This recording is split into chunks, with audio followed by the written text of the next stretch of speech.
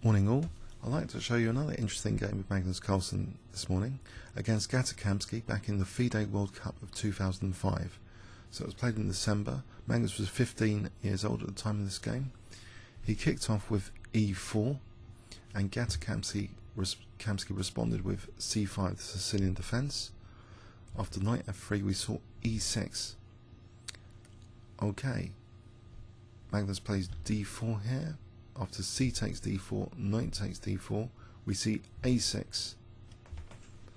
So this is a very interesting breed of the Sicilian defence. Time knob variations with knight c6 can transpose into other closely linked lines. Also queen c7 without knight c6 is a particular version of this. In this game, after knight c3, we see the move queen c7.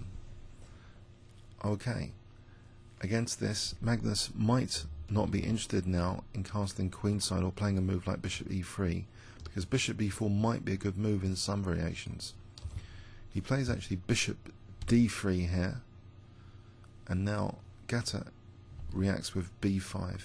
After castles, bishop b7. Gata is not moving his kingside pieces, he's just putting more pressure on e4, and he's got a potential threat of b4.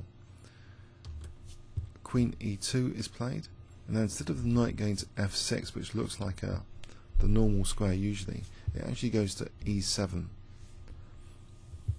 After rook fe1, we now see knight bc6, just challenging this knight in the centre. Knight takes c6 is played, which looks like it's helping black develop pieces a little bit, but knight b3 will be quite a passive knight.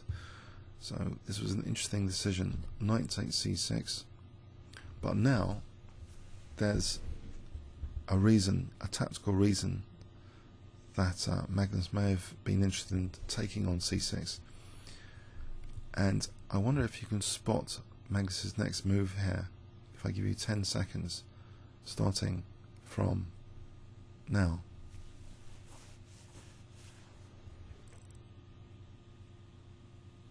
Okay, Magnus plays knight d5. It is a knight sacrifice. And you might ask, what compensation is there? Well, what happens is now that black took it.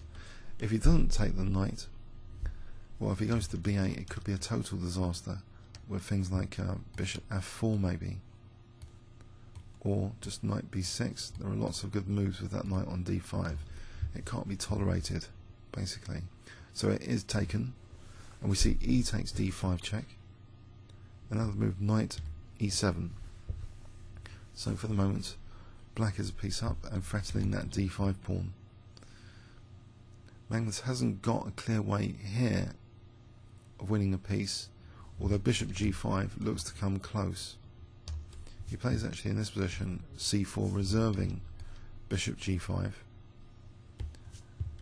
And now, okay, Gata plays the move b4, which, as a downside, it locks up the bishop behind that pawn. This structure is stopping this bishop from being active. I think we need to look in the second pass at b takes c4. Was that actually at all playable? It does open up the c file, which might rebound later on black. And also, if the bishop's on c4, then moves like d6 have extra effect. So the move b4 has some reasons behind it. Trying to get a blockade maybe on c5 as well.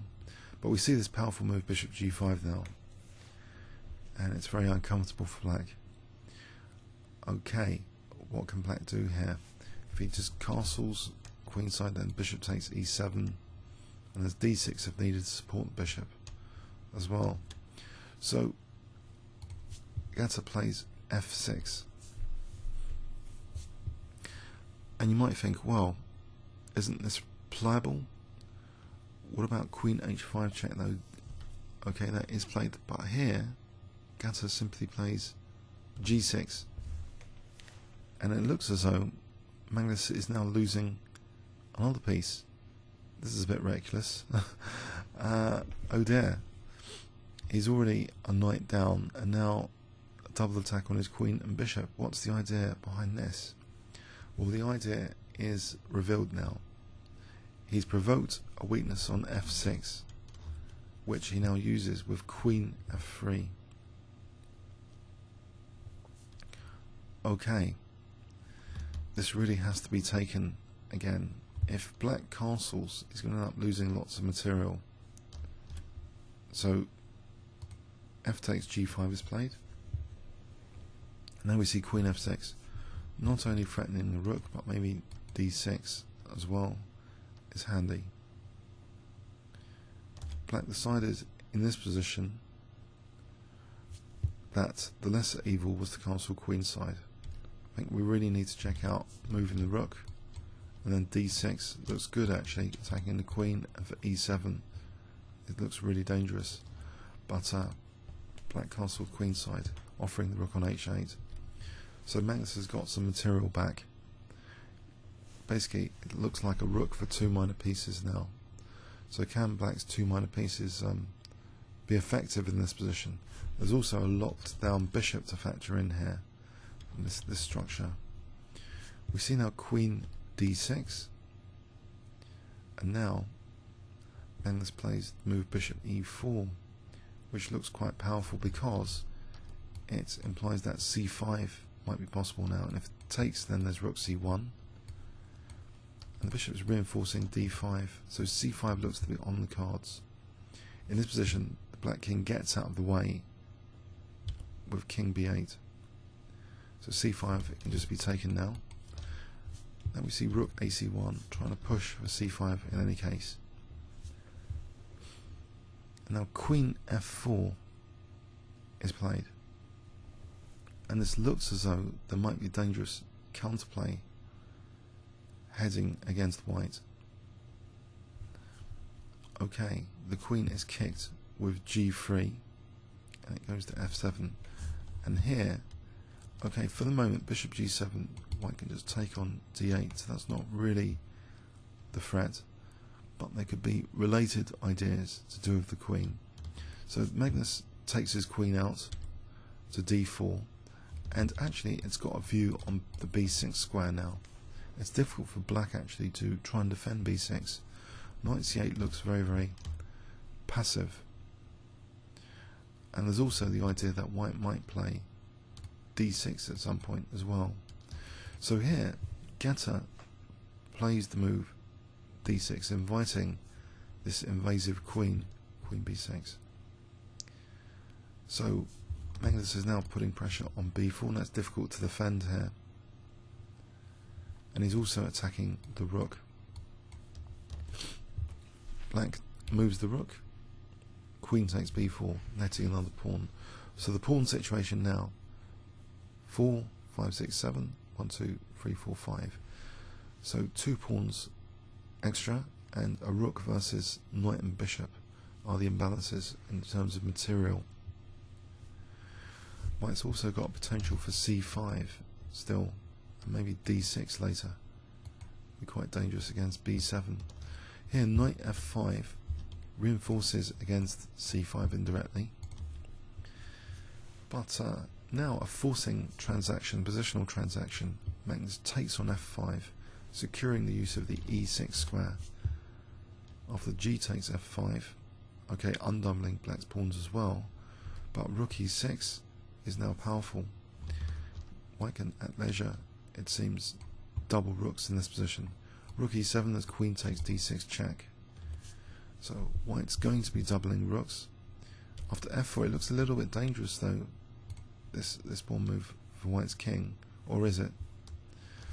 Rook c e1, now implying that the check could be very useful indeed here. Rook d8 is played.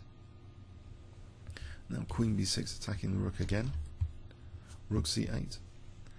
And now a very curious move tactically, which I think we need to definitely explore in the second pass of this game.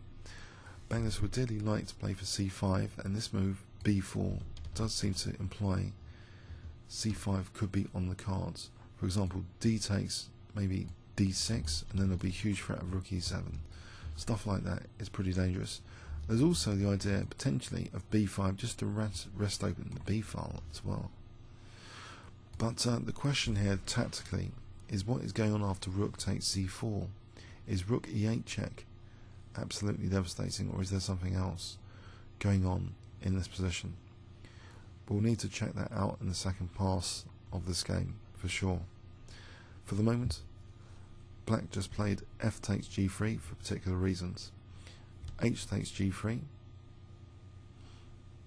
and then we see h5. If the black queen can head for f3 with this kind of configuration, this would be dangerous for white's king. Magnus now is playing b5, immediately threatening taking. So here, black has no time to attack the white king. It seems he offers the exchange of queens. That's taken, and here black takes with the king, maybe trying to get the king active and then maybe take on c4 later, possibly. a4, a takes, king b6. In this position, rook e8 is played, not minding a rook against two bishops in this scenario. Black is not keen to take on e8. He plays bishop g7, and now Magnus plays rook 8 e6, attacking d6, and that's defended now with rook d8. Of course, alternative here, rook takes c4 needs to be looked at as well. We'll try to look at that in the second pass. After rook d8, white now plays a very clever move. I wonder if you can spot it if I give you 10 seconds starting from now.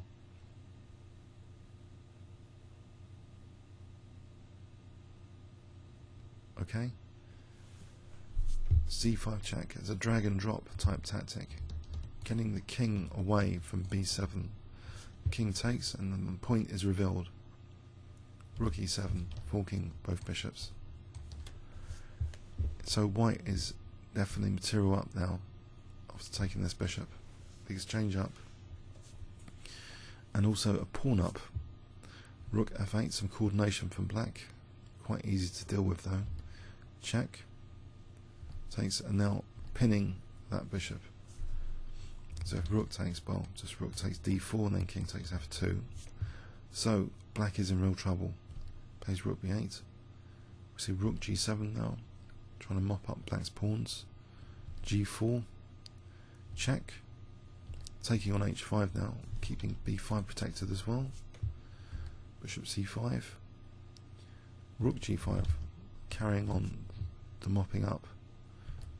Rook takes b5, check, king c3, king g2.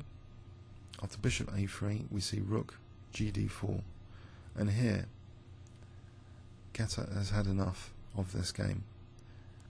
The exchange down, a pawn down, king is not too safe either, d6 vulnerable. If nothing else, white can just simplify maybe with an exchange sack and just win with the two pawns. Let's have a look at this game in more detail now with our engine assistance. So from the opening,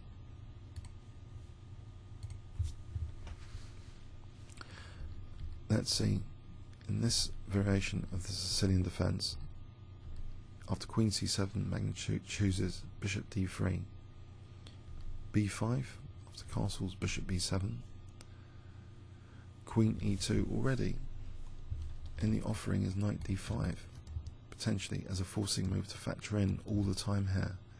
Black plays a logical move knight e7 to try and challenge the knight on d4. We see rook e1. Now after knight bc6, a very dynamic continuation really. Knight b3 seems the passive alternative. If knight b3, okay, knight g6, and black has nice grip on these dark squares actually. If g3 is mentioned by the engine as well here, so this looks as though black should be okay in this position. If g3 really is one of the better moves for some tactical reason, then okay, white's still got the resource knight d5 here, but it's not as dangerous maybe. So the way Magnus plays this resource is first by taking on c6 and now playing this knight d5. Very interesting. Engine doesn't like it at all. If we give it a greater depth, will it think knight d5 is any good? It looks like a dynamic Tau-like sacrifice with the king in the center. On the other hand, it looks as though Black's played some normal looking opening moves and is being punished for some reason. So knight d5, okay, let's run with it now. So after e takes, knight e7. The best move apparently is the calm c4 in this position. I don't think anything else will do.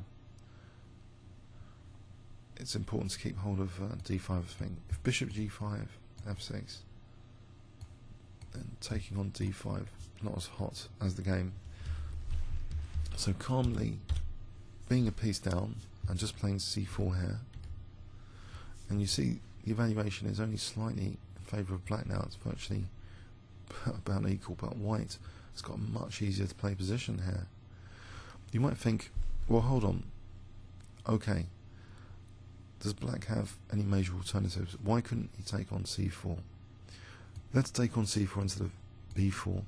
Bishop takes c4. And now what can Black do? If he tries to castle queenside, it looks pretty scary. In fact, bishop takes a6. And White's already better. Knight takes. Bishop g5. It just looks far too scary, this position, with that c-file. There's nothing sheltering Black. White's going to be better. So if Black wants to castle queenside, he wants to create a shelter, so b4 looks very justified in this position. The engine is also mentioning actually a5. I mean, that keeps an idea of trying to undermine d5. That's very interesting as well. So it takes, bishop takes d5. Is this okay for Black? Possibly. Okay. That's a big difference from before, but it still seems quite scary for Black. But apparently Black's okay. So in the game, the move b4 was chosen, which does give White technically an advantage now. Houdini likes White. The bishop is blocked in by this structure. Bishop g5, and now we see the move f6, which seems reasonable, at least from an engine point of view. But now White is gaining the advantage. If we gave that more time, it's downgrading f6 as almost half a pawn advantage now, with Magnus's idea of check and then back to f3. So f6 check, g6 lesser evil rather than king d8. Try and keep the option of castling. Now queen f3 is a powerful move here. So Magnus is playing in a very technically strong way. F takes g5, queen f6. What are Black's options here? Black castled queenside here. If he plays rook g8, I guess the disaster is with d6. Yes, +4. Queen d8. Rook takes e7. Now if bishop takes, we just play rook e1. It's actually mate in 4. That's pretty desperate. That'll be mate in 4. Okay, so that's no good. Giving up the queen doesn't look too hot. So that's absolutely crushing d6 here. So this is a double attack basically, attacking the rook and also threatening d6. So Black plays castle queenside, offering the rook. Now, in this position, queen d6 was played. Maybe this is not the strongest. Queen b6 or queen f4 are probably worth investigating as well. Queen b6 does eye the f2 pawn. So say takes, it also protects g6 from here. So queen f6 still eyeing, and also queen looks a bit locked in. Maybe Black has some chances in this variation. But with this bishop blocked in by this structure. It doesn't look too hot, but maybe better than the game. So we saw queen d6, which still has options of queen f6 later if white does take on h7, but Magnus wasn't interested in taking on h7 here. He plays actually just bishop e4, which appears to be one of the stronger moves in the position technically. So we see king b8, rook ac1, and now queen f4. Okay, getting out of the way of c5. Queen's kicked to f7. Okay, we see queen d4 here, which might not be technically the strongest, but still looks very, very logical to go into b6, try and pick up pawn, put pressure on black's kingside generally. Queen e5 out of interest as a technical improvement. Provokes d6. Yeah, taking on g5. It's not as easy to play, I think, for white this position. Bishop g7, black's got a better game, I think, than the game. So the way Magnus plays it, going for that b pawn, is very, very interesting. It puts black's king position in jeopardy. So d6, queen b6. Okay, double attacking the rook and b4. So rook d7, queen takes b4. White's on top here. Black plays now knight f5. Okay, so Magnus simplifies the position here with bishop takes f5, still maintaining a grip, an iron grip really. Rook e6. And we're going to soon visit a very interesting technical episode here. After f4, rook ce1. Black defended the back rank with rook d8. He does seem to be significantly worse in this position. If he plays rook c7,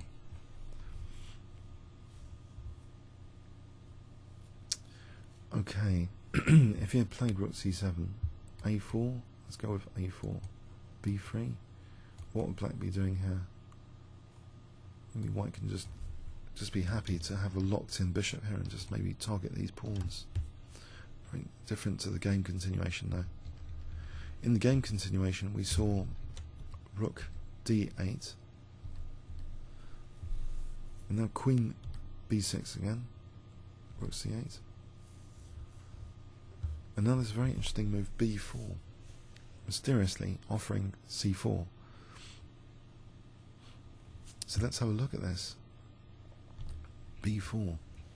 The engine briefly visited rook takes c4 there. So what is going on with this move, rook takes c4? It would seem to promise black, well, activity for the rook, the potential to free the bishop one day. Okay, something has emerged, totally unexpected in this position. I was checking out rook e8 in the first pass.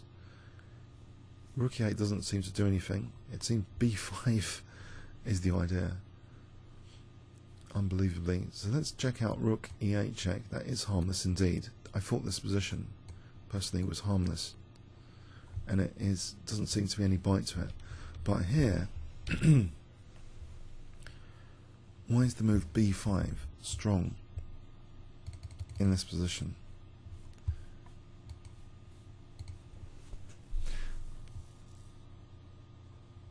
Okay, it looks as though that b takes a6 clearly is a very dangerous threat.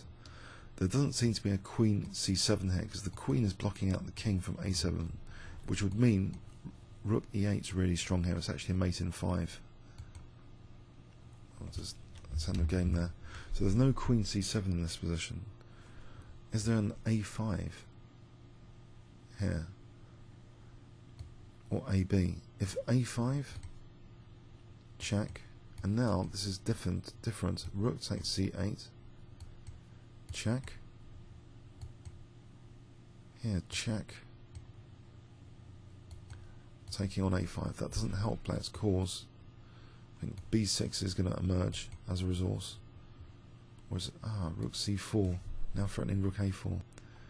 So black is getting mated there. It's very unpleasant. And what of A takes B then in this position? Which is the engine suggestion as the lesser evil move. Check. Rook C8. Okay, so in this position, apparently a very strong move is Queen takes B5. Rook takes C8 might not promise that much, apparently. Queen takes B5. I think the idea is to protect the E8 square so that Rook takes and Rook E8 is supported. In this position, this looks absolutely critical for black now, believe it or not. Well, for example, if takes, check, where can the king go? Check. In this position, another crunch move. Rook C8 threatens Rook C7 and basically wins the queen actually. If Queen B7, Rook C7, there's no major defense against this. Black seems helpless. If Queen takes D5, well that's just take the Queen. Okay, it's no good really. So this is quite incredible that the power of B5 in this position, Magnus just seemingly carelessly giving up the C4 pawn, but it's absolutely crunching, it seems, the move B5. I'll promote that to the main line for the PGN in the description of this video. And against B5. If King A8, check, doesn't seem to help black.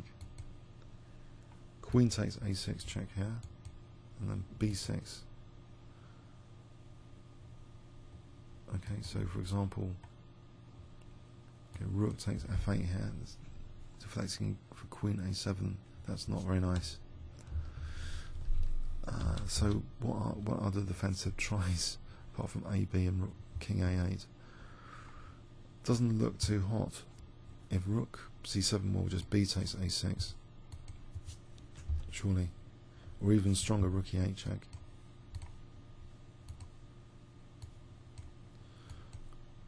Check, and actually in this position check, and it's going to be a sweet mate if here B6, and if Bishop C8. Well, just it's crushing. So amazingly, this can't be taken. B5 is wrenching too many liabilities out of black's position after taking on the C4. So black played FG3. Probably H5 is mentioned as well, but it's still better for white. So HG3, H5 now, and now B5.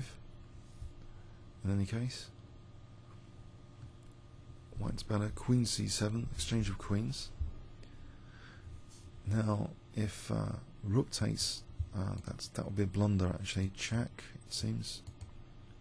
Taking on A6 is winning another pawn because of Rook E8 check.